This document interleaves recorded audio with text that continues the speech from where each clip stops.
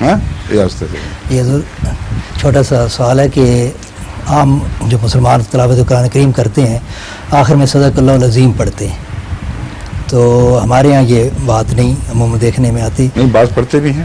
اچھا، یعنی اس بعض میں احمدی غازی پڑھتے ہیں، کسی نے اعتراض نہیں کیا. اچھا کوئی حرج نہیں ہے. نا، ایک بات کی بات ہے، رسول اللہ علیہ وسلم کے زمانے میں رواج نہیں تھا، جی مگر جو سنت حسنہ ہو جس پہ کوئی شرعی اعتراض نہ ہو اور اس کے اوپر کوئی اس میں کوئی سکم واقعہ نہ ہو تو اس کے استعمال کرنے میں حرج بھی کوئی نہیں.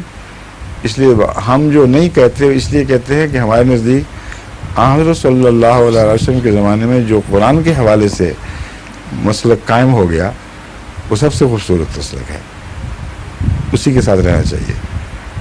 جو کہتے ہیں ایک سنت حسنہ داخل کرنے کی اجازت بھی تو ہے، ہم کہتے ہیں تم بے شک اختیار کرو مگر تمہیں گناہ کوئی نہیں ہوگا، لیکن ہمیں نہیں پسند، ہمیں تو وہی مسلک پسند ہے جو رسول اللہ علیہ وسلم کے زمانے میں رائج تھا.